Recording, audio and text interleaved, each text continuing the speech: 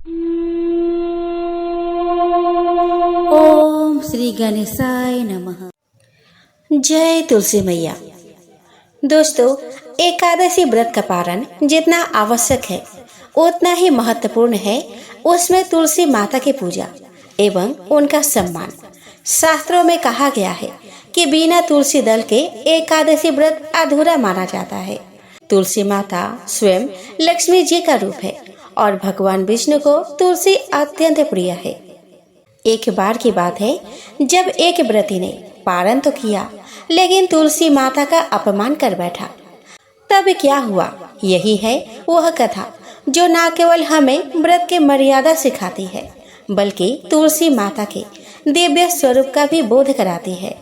इस कथा में छिपा है भक्ति का सार और तुलसी के प्रति श्रद्धा का महत्व जो व्रत को पूर्णता की ओर ले जाता है। तो आइए दोस्तों, इस वीडियो में हम तुलसी माता की वह पावन कथा का श्रवण करें जो हर एकादशी व्रती को जाननी चाहिए।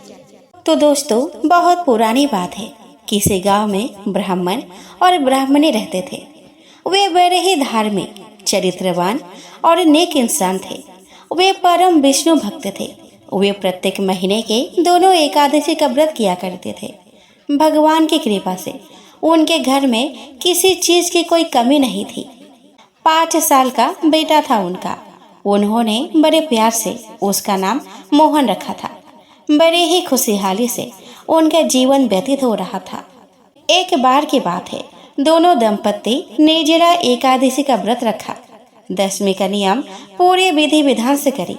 एकादशी के दिन निर्जला उपवास रहे। एक बूंद जल तक वे ग्रहण नहीं किए। उन्होंने दिन रात भूखे प्यासे रहकर प्रभु की आराधना की। रात्रि को जागरण किया। अब आई एकादशी व्रत पारण का दिन, यानी कि द्वादशी तिथि। दोनों ब्राह्मण ब्राह्मणी ब्रह्म मुहूर्त में स्नान ध्यान किया। भगवान विष्णु को पंचामृत से स्नान कराया, भोग बनाया, दीप धूप जलाए और आरती भी करी। दिल खोलकर दान दक्षिणा भी दिए, परंतु वे एक बात भूल गए। उन्होंने भगवान को तुलसी दल अर्पित नहीं किया। जल्दबाजी से यह गलती उनसे हो गई। अब इस बात से अनजान वे दोनों पारण करने बैठे। आंगन में उनका बेटा खेल रहा था। जब वे पहला ग्रास मुख में रखने ही वाले थे तभी उनका नजर आंगन में खेलते हुए उनके बेटे पर पड़ी।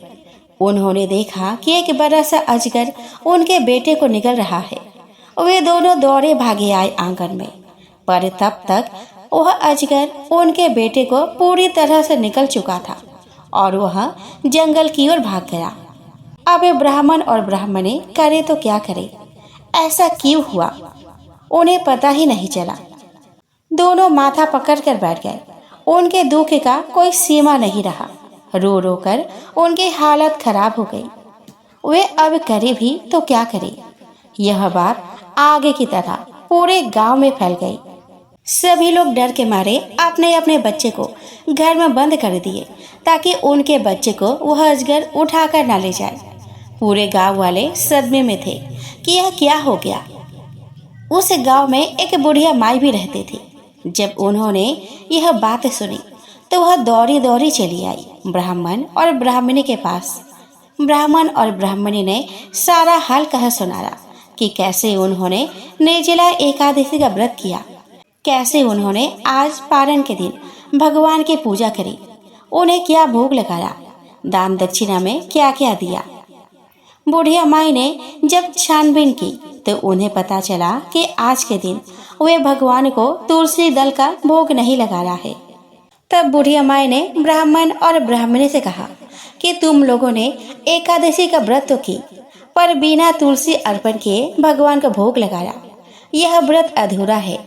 जिस तुलसी को श्री हरि के चरणों में स्पर्श प्राप्त है उसका तिरस्कार कर तुमने पुण्य की जगह अपुण्य कमाया है। तुलसी दल के बिना भगवान विष्णु भोग ग्रहण नहीं करते हैं। उन्हें भोग न लगा के तुम लोग पारण करने बैठ गए, इसीलिए शायद वे तुम लोगों से नाराज हो गए हैं। यह सुनकर ब्राह्मण और ब्राह्मणी दोनों कांप उठे। उन्होंने बुढ़िया माई से कहा कि हे माता, अब आप ही बताइए कि अब हम क्या करें। बुढ़िया माई ने कहा कि तुम लोग देर न करो, अभी भी समय है। भगवान को दोबारा भोग लगाओ और हाँ, इस बार तुलसी दल चढ़ाना नहीं भूलना और अपने गलती की माफी भी मांगना। ब्राह्मण और ब्राह्मणी ने ठीक वैसा ही किया। भगवान विष्णु को भोग लगाया, तुलसी दल अर्पित करी, तुलसी माता का पूजन अर्चन किया, उन्हें भी भोग लगाया, जल अर्पित करी और अपने गलती की माफी भी मांगी। देखते ही देखते वह विशाल अजगर जंगल से वापस आया और उसके पुत्र को उगलकर फिर जंगल के तरफ चला गया।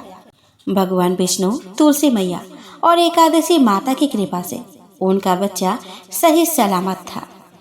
तो दोस्तों, इस कथा से यह सिद्ध होता है कि तुलसी माता के बिना विष्णु पूजा अधूरी है। पारण के समय भगवान को तुलसी दल सहित भोग लगाना आवश्यक है। तुलसी न केवल एक पवित्र पौधा है, बल्कि वह साक्षात देवी है, जिनकी पूजा से पापों का नाश होता है।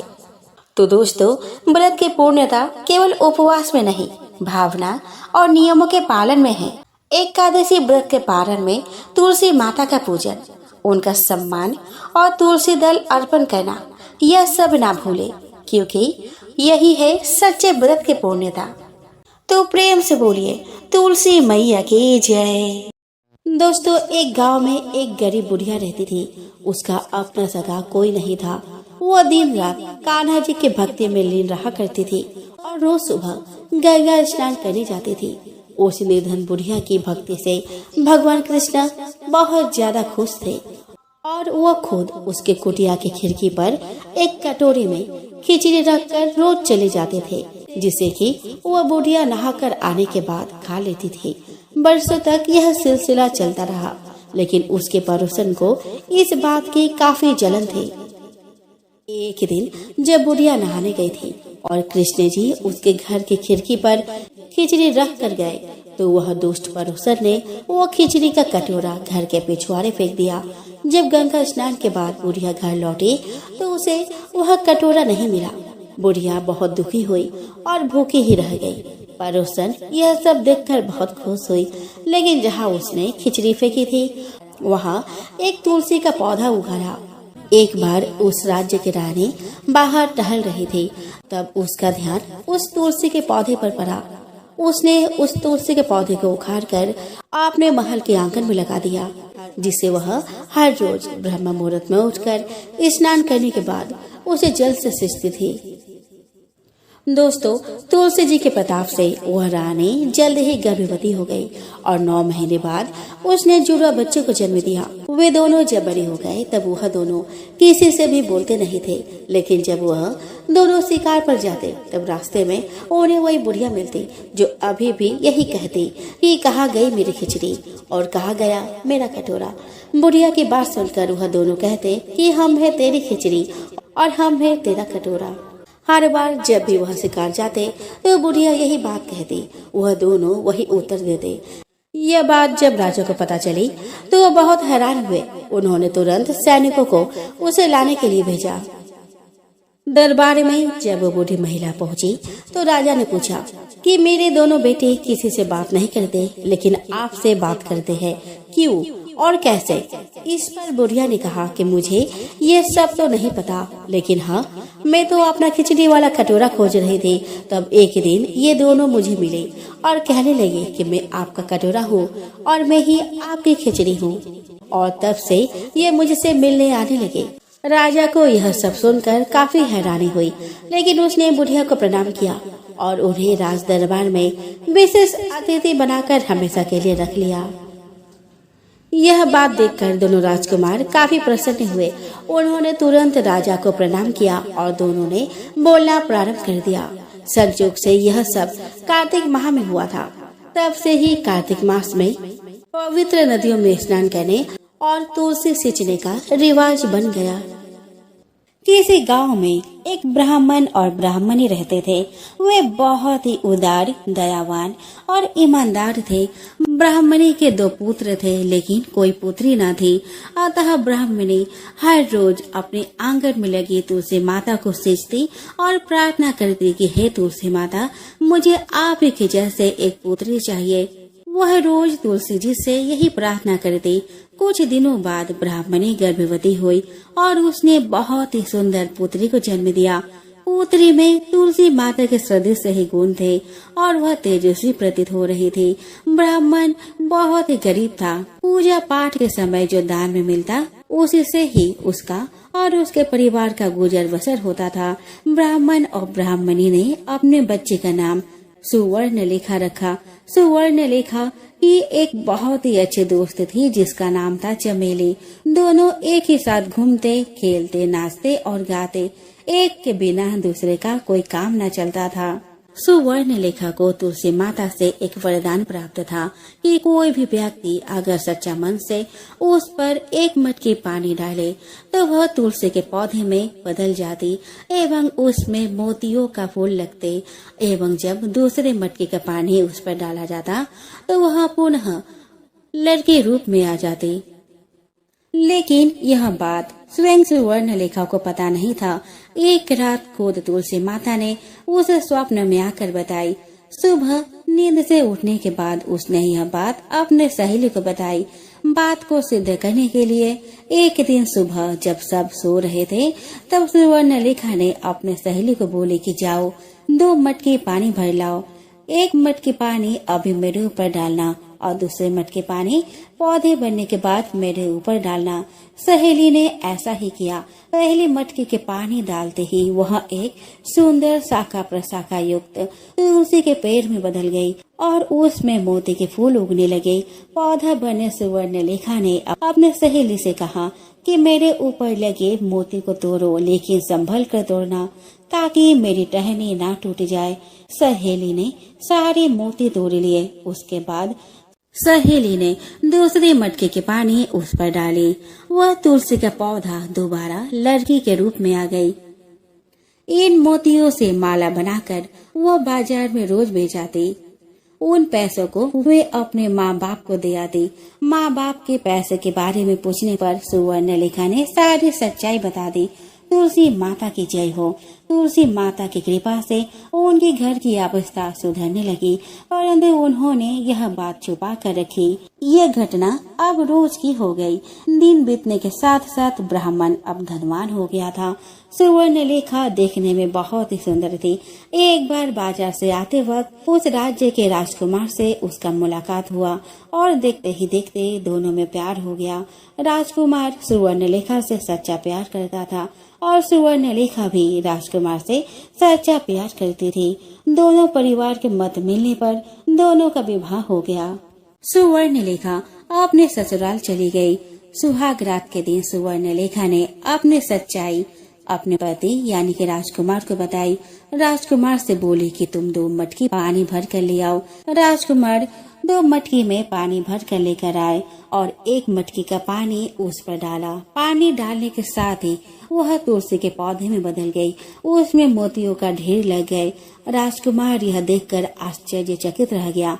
फिर उसने दूसरे मटके की पानी डाली तो वह पुनः लड़की के रूप में आ गई।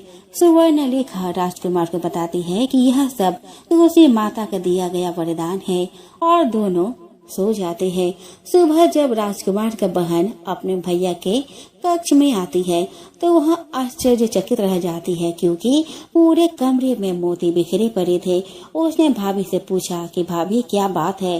ननद के हट करने पर भाभी सब कुछ बता देती है। ननद बहुत चंचल थी। वह यह बात अपने दोस्तों को बता देती है। ननद अपने भाभी से बार बार मोती के पेड़ बनने को कहती है और राजकुमार मना कर देता है। एक बार राजकुमार को राज्य से बाहर कोई काम से जाना पड़ा। ननद इसी समय का फायदा उठाकर भाभी के पास जाती है और मोती के पेड़ बनने के लिए हट करती है। भाभी के मना करने पर वह बोलती है कि भाभी सिर्फ एक बार ही, उसके बाद मैं आपको कभी भी नहीं कहूँगी। भाभी मान जाती है और वह कहती है कि यह आखिरी बार तुलसी का पौधा बनेगी। दूसरे दिन ननद भाभी को लेकर दूर के एक बगीचे में गई। 2 मटकी पानी भरा। उसने पहला मटकी के पानी उस पर डाला। पानी डालते ही वह तुलसी का पौधा बन गई। तुलसी के पौधा बनते ही ननद अपने दोस्तों को जो कि पेड़ों के पीछे छिपकर सब देख रहे थे, उनको पुकारती है। वे सभी बाहर निकल आते हैं। उसने अपने दोस्तों से कहा कि देख, मैंने बोला था ना कि मेरी भाभी मोती का पेड़ बनती है, अब विश्वास हुआ ना। और ननद के दोस्त बहुत ही बदमाश थे। वो मोती को उसके टहनियों के साथ तोड़ने लगे, टहनिया को पकड़ पकड़ कर झूमने लगे, जिसके कारण तुलसी के कई डाल टूट गए। सभी दोस्त मोती तोड़कर वहां से भाग गए। ननद ने जैसे तैसे दूसरे मटके के पानी डाली और वहां से भाग गई। पानी ठीक से ना पड़ने के कारण वह पौधा आधे ही लड़की बन पाई थी। शाम हो गई, भाभी घर पर ना पहुंची। ननद से पूछने पर ननद ने बोल दिया कि मुझे नहीं पता, मैं तो आज दिन भर घर पर ही थी। चारों ओर सुवर्णलेखा को खोजा गया, पर सुवर्णलेखा कहीं नहीं मिली। कुछ दिन बीत गए। एक लकड़हारा उसी जंगल में वह लकड़ी काटने आया। उसने सारे टूटी टहनियों को लकड़ी समझकर उठा लिया और अपने ठेले गाड़ी में रखकर अपने घर को चला गया। इधर काम खत्म होने पर राजकुमार अपना घर वापस आया एवं सुवर्णलेखा को ढूंढने लगा। लोगों ने कहा कि वह घर छोड़कर भाग गई है, पर राजकुमार को विश्वास नहीं हुआ। राजकुमार सुवर्णलेखा के बिना उदास रहने लगा। उधर एक दिन लकड़हारा लकड़ी काट रहा था। उसी समय उसे उस लकड़ी के ढेर में से रोने की आवाज आई। उसने उस ढेर में देखा एक छोटा सा मांस का टुकड़ा था, जिसमें से कहने और रोने की आवाज आ रही थी। लकड़हारे ने उसे संभाल कर उठाया और कहा कि तुम कौन हो और तुम्हारी ऐसी अवस्था किसने की है। तो सुवर्णलेखा ने सारी बात बताई। तब लकड़हारे ने उसे उस बगीचे में लेकर आया जहाँ से वह उसे उठा कर ले गया था, पर दुर्भाग्य से उस पौधे के बाकी हिस्से उसे नहीं मिले। अतः लकड़हारे ने सोचा कि उसे राजकुमार को ही सौंप देना अच्छा होगा। अतः उसने राजकुमार को खबर भिजवाई। राजकुमार भागते भागते सुवर्णलेखा के पास आया और उसे देखकर रोने लगा। सुवर्णलेखा ने सारी बात कह सुनाई। राजकुमार सुवर्णलेखा को लेकर राजमहल आया। उसने बड़े बड़े ब्राह्मणों को बुलाया एवं इसका उपाय पूछा। ब्राह्मणों ने कहा कि यह तुलसी जी का वरदान है, तो तुलसी माता ही इसका कोई रास्ता दिखाएगी। सब ने तुलसी माता की गुहार लगाई और तुलसी माता प्रकट हुई। उन्होंने सुवर्णलेखा को ठीक कर दिया एवं आशीर्वाद देकर अंतर्ध्यान हो गई। राजकुमार ने अपनी बहन एवं उसके दोस्तों को दंडित किया एवं राज्य से निकाल दिया। सुवर्णलेखा एवं राजकुमार खुशी खुशी रहने लगे।